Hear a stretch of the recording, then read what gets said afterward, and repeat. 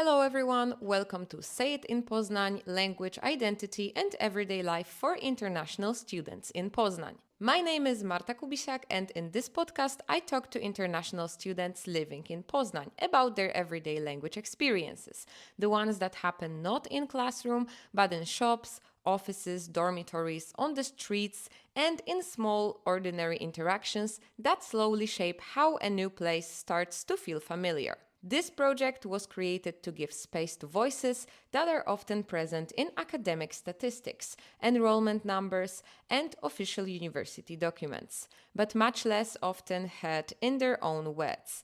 Because behind every international student label, there is a personal story of movement, adaptation, uncertainty, and of course, learning, not only of language, but of oneself. In each episode, we talk about first encounters with a new language, moments of misunderstanding and frustration, but also about creativity, resilience, and these strategies people develop to communicate when words are missing. We also talk about belonging, how it emerges slowly, sometimes unexpectedly, and often in places that are not officially meant to feel like home. Today, I'm joined by Paweł, a student of applied linguistics at Adam Mickiewicz University, who moved to Poznań after previously living in another Polish city. In our conversation, we talk not only about learning Polish, but also about migration within Poland, emotional reactions to language loss, and how living abroad can unexpectedly strengthen one's sense of national identity. Let's begin. Could you introduce yourself to our listeners and tell us how long you've been living in Poznań and what you're studying here? Hello, my name is Pablo. I am from Ukraine. Mm, to be honest, Poznań is not the first city I live in Poland. Previous 2 years I lived in Wrocław, and I moved to Poznań 1 year ago when I started studying applied linguistics in Adam Mickiewicz University. Thank you. What's also really interesting about your story is that Poznań wasn't your first city in Poland. You had already experienced living somewhere else, which means you didn't arrive here as a complete linguistic beginner, but still as someone entering a new social and communicative space. So let's go back to the beginning of your time in Poznań. What was your first encounter with the language like after arriving in Poznań? And do you remember any particular situations that stood out to you? When I arrived to Poznań, I already knew Polish, but when I arrived to Poland in general, I didn't speak Polish that time, and I spoke only English. My first interaction was quite poor due to uh, lack of English language knowledge among local people. So basically, if I spoke to somebody, it were people my age, Polish students, and that's how I studied some Polish basics. What I find really important in what you said is that your story reminds us that language learning doesn't always start in the country we associate it with.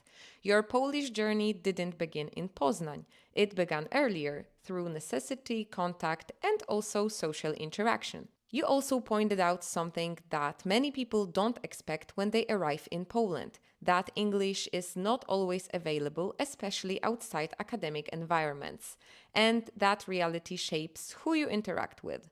You mentioned that you mainly communicated with people your age, so other students, and that these interactions became a kind of informal language classroom. This shows how language learning is deeply social. It's not just about grammar rules, but also about access to people, who you can talk to, who is willing to help, and where communication is even possible. Those first interactions often come with strong emotions, so I'd like to ask you about that emotional side of language use. What emotions did you experience during the first weeks of communicating in a new language? At first, I was unconfident in myself, but after a few weeks, I realized it isn't that bad as I thought it were to be. It was quite fun because people were teaching me some vocabulary, and I gained some basic knowledge very fast. I started speaking Polish after 10 months living here, so it wasn't that bad as I thought. What really stands out to me here is that the shift you describe is great, from insecurity to enjoyment. And at the very beginning, you talk about not feeling confident in yourself, which is something almost every language learner experiences, regardless of how much they actually know. Even people with a solid grammatical foundation often feel unsure when they have to use the language spontaneously in real interactions or without time to think or prepare. And then, at some point, something changes. Communication slowly stops feeling like a test you can fail and starts becoming an experience you participate in. You describe how conversations become more enjoyable, how people around you started teaching you new words, explaining expressions, and also helping you along the way. Language learning moved out of textbooks into real life, into jokes, casual comments, and small moments of shared understanding. Suddenly, language was no longer just a barrier you had to overcome, but a shared activity that connected you with other people. That moment is incredibly powerful because it shows how deeply emotions shape the learning process. Fear, anxiety, and self doubt can slow us down and make us withdraw from interaction. But at the other hand, curiosity, encouragement, and also social connection can accelerate learning in ways that formal instruction often cannot.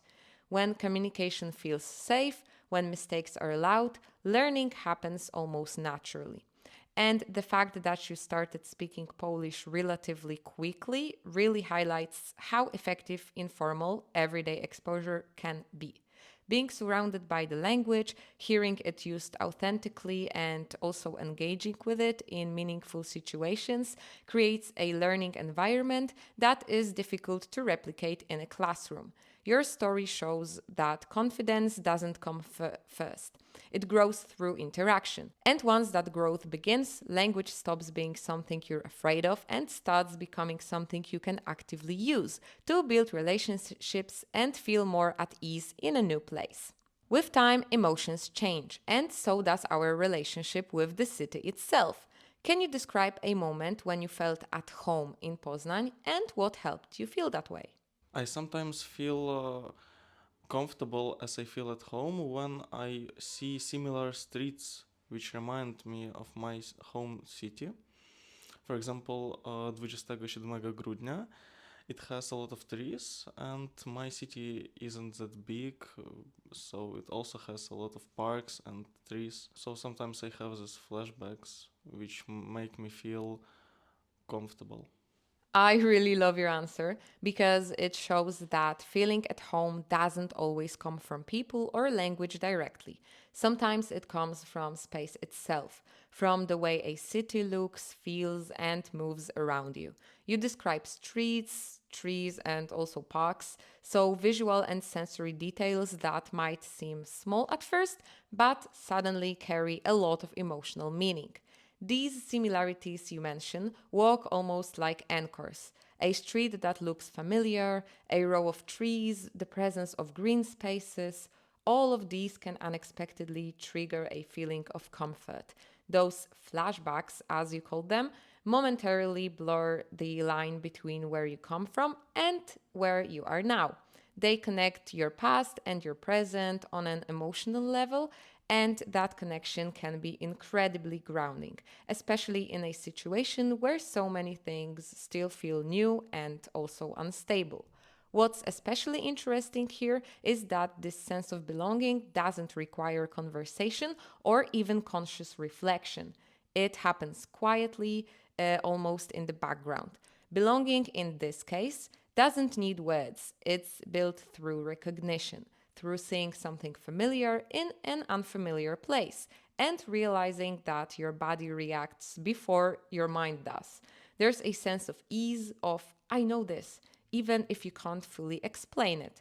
And when it comes to language, although it may not be in the foreground in these moments, it still accompanies the process. It's present in the names of the streets, in overheard conversations, in signs and sounds that slowly become less foreign. Together with space, it helps transform the city from a place you pass through into a place you begin to inhabit, not just physically, but also emotionally as well. But of course, language barriers still appear, often when we least expect them. Have you ever experienced situations where the language barrier made something more difficult, for example, at university or in everyday life? And how did you deal with it? Once I was buying a SIM card in a Polish shop, but the woman didn't speak English and I didn't speak Polish as well. So we used a translator, but both of us had good intentions, so we managed to deal up this problem. That is such a classic. At the same time, very telling example. Buying a SIM card sounds like a very small, almost trivial task, something we usually don't think twice about. And yet, in a foreign language context, it suddenly becomes complicated, stressful, and also emotionally charged. It's a perfect illustration of how language often appear not in extraordinary situations, but in the most ordinary moments of our everyday lives. What I find especially important in your story is that you emphasized intentions rather than language skills. Neither you nor the woman in the shop shared a common language, and yet communication still happened. What you shared instead was patience, openness, and a genuine willingness to understand each other. And that, in the end, made the situation solvable. Using a translator together transforms the interaction into a really meaningful way. Communication stops being about one person not knowing enough and becomes a shared task. It's no longer me failing to speak your language, it's us trying to understand each other. Responsibility is distributed, and the power imbalance that often accompanies language barriers becomes smaller. Moments like this show that successful communication doesn't always depend on fluency. It depends on attitude, empathy, and also cooperation. And for many migrants and international students, these small everyday victories, managing to solve a problem, or being understood, or getting help, slowly build confidence and the belief that life in a new language is not only possible, but manageable. That brings me to the next question, which is about strategies. What strategies help you communicate when you don't understand your conversation partner or when you can't find the right word in a foreign language? When I cannot find the right word, I try to explain it. When I cannot explain, I try to find the translation on my phone.